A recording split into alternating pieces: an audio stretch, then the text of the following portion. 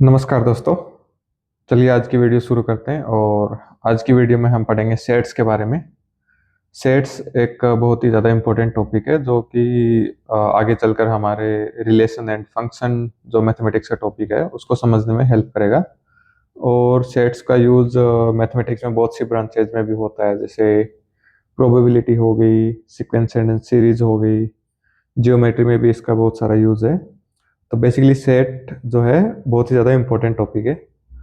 तो चलिए शुरू करते हैं। सबसे पहले समझते हैं कलेक्शन। दोस्तों आपने अपनी लाइफ में बहुत सारे कलेक्शन बनाए होंगे या कुछ ना कुछ आपने कलेक्ट किया होगा। जैसे मान लो आपने कॉइन कलेक्ट किए होंगे या फिर आपका कुछ कलेक्शन होगा, कपड़ों का कलेक्शन होगा।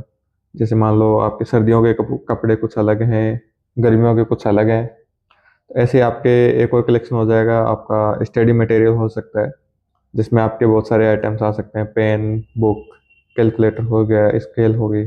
कुछ और एग्जांपल देख लेते हैं, किचन के आइटम हो सकते हैं। तो यहीं से एक डेफिनेशन निकल के आती है सेट्स की कि किसी भी रूल, पर्टिकुलर रूल के बेसिस पे हम कुछ ऑब्जेक्ट्स कलेक्ट कर रहे हैं तो उस कलेक्शन को हम सेट कहते हैं। A set is a well defined collection of objects. Well defined means उसका कुछ रूल होता है। A set must have a clear rule. ये तो होगी डेफिनेशन। तो डेफिनेशन क्या है? सेट जो है क्या है? क्लियर डिफाइंड कलेक्शन है। और ये किसके बेसिस पे कलेक्शन बनता है? कुछ फिक्स रूल होते हैं। फिक्स रूल्स के बेसिस पे हम जो ऑब्जेक्ट्स कलेक्ट करते हैं उनको सेट कहते हैं। ये होगी इसकी डेफिनेशन।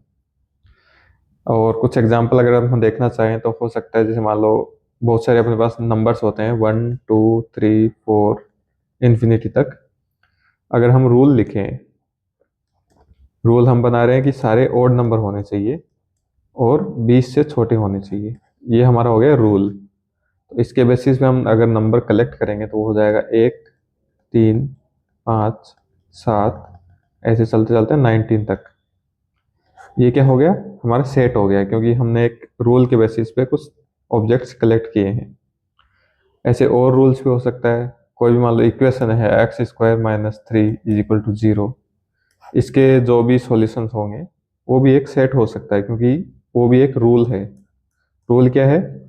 ऐसी कोई भी वैल्यू जो इस इक्वेशन में x के जगह रखने पर सेटिस्फाई हो जाएगी। तो यहाँ पर आंसर आ जाएंगे x = ±√3। ये भी क्या हो गया? कलेक्शन हो गया। यह तो होगी अपनी डेफिनेशन। अब सेट्स को रिप्रेजेंट कैसे करते हैं वो देख लेते हैं हम। सेट को रिप्रेजेंट करने का तरीका होता है कि कोई भी सेट को हम कैपिटल लेटर से डिनोट करते हैं, A B C या Z। कैपिटल लेटर से हम यूजुअली डिनोट करते हैं। और सेट के अंदर जो एलिमेंट आते हैं, जो हमने लिखा था थोड़ी देर पहले, यहाँ पर A B C, यहाँ पर कुछ एलिमेंट होंगे। तो जो एलिमेंट्स है उनको हम स्मॉल लेटर से डिनोट करते हैं। तो बेसिकली सेट हम लिख सकते हैं इस तरह के। ये कैपिटल लेटर हो गया और यहाँ पर एलिमेंट्स हो गई A B C।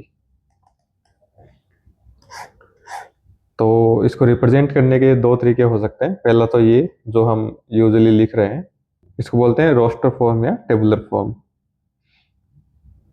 और दूसरा तरीका होता है set builder form. Set builder form हम लिखते हैं, कैपिटल लेटर से डिनोट करते हैं और यहाँ पर वेरिएबल, और इसके बाद हम डेफिनेशन लिखते हैं। डेफिनेशन मीन्स रूल, किस रूल पे हम कलेक्ट कर रहे हैं ऑब्जेक्ट्स। जैसे मान लो रूल हमारा हो गया ओड नंबर्स बिलो 20। तो ये जो फॉर्म है इसको हम सेट बिल्डर फॉर्म बोलते हैं।